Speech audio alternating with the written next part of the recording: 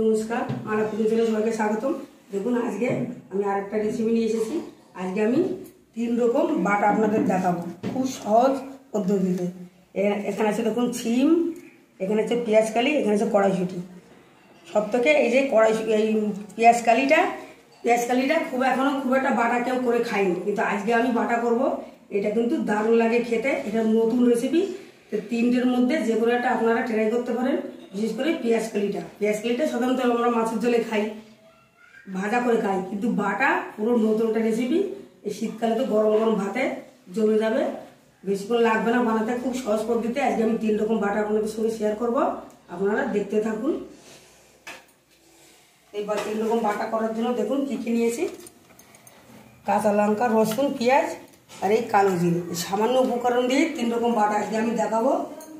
দেখুন কড়াই বসিয়ে দিয়েছি, কড়াইতে দিয়ে দেবো সর্ষের তেল, ফোড়নে দেবো সামান্য কালো জিরে,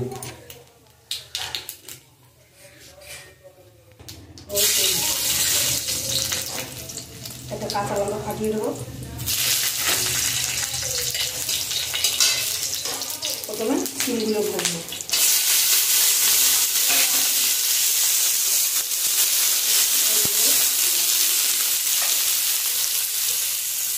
লবণ,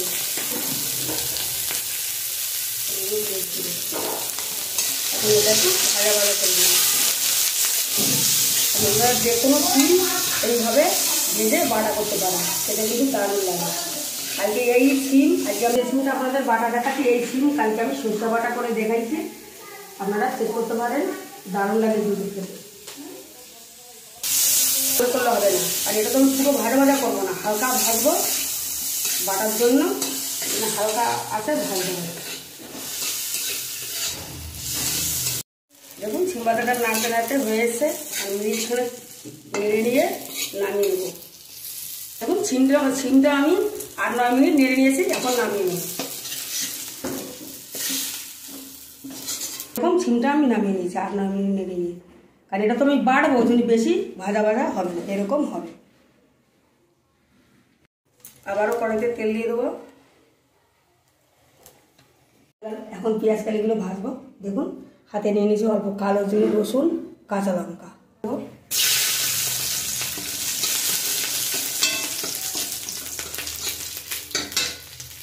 পেঁয়াজকালিগুলো দিয়ে দেবো।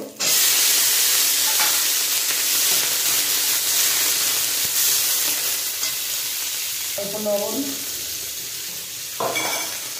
পেঁয়াজকালিগুলো এরকম হালকা সিমের মতন 8-9 মিনিট নেড়ে নেবো। পেঁয়াজকালিগুলো 8-9 মিনিট নেড়ে নিয়েছি, এখন নামিয়ে নেব। সিম ভাজা, পেঁয়াজকালি ভাজা হয়ে গেল। এখন কড়াইশুঁটিগুলো ভাজবো। আবার কড়াইতে তেল দিয়ে দেবো। পেঁয়াজকালিগুলো আর সিমগুলো ভেজেছি কালো জিরে, রসুন, কাঁচা লঙ্কা দিয়ে।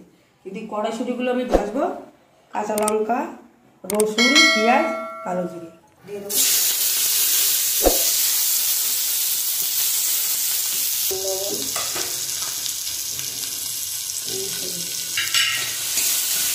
পেঁয়াজটা একটু ভাজা ভাজা করে কড়াইশুঁটিগুলো দিয়ে দেবো।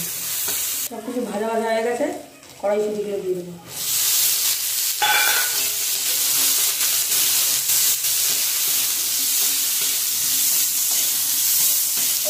নেড়ে নিয়ে একটু ঢাকা দেবো। কড়াইশুঁটিগুলো 8-9 মিনিট নেড়ে নিয়েছি। দেখুন কড়াইশুঁটি ভাজা এরকম হবে, বেশি ভাজা ভাজা হবে না। এখন গ্যাস অফ করে নামিয়ে হয়ে গেল। এই 3 রকম ভাজা কিন্তু 3 রকমই খেতে লাগবে। এখন আমি শিলেগুলো বেটে নিয়ে আসবো। এর মধ্যে আর কিছু দেওয়ার নাই, সব আমি ভাজার সময় দিয়েছি, এখন শিলে বেটে নিয়ে আসবো।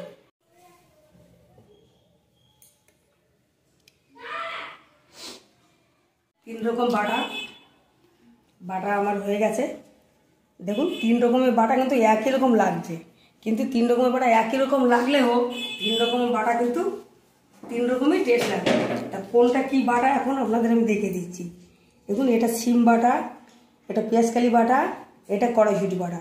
তাই 3 রকম বাটা, 3 রকম টেস্ট। যারা বাটা খেতে পছন্দ করেন তারা একবার অন্তত ট্রাই করে দেখবেন, খেতে কিন্তু দারুণ লাগে গরম গরম ভাতে।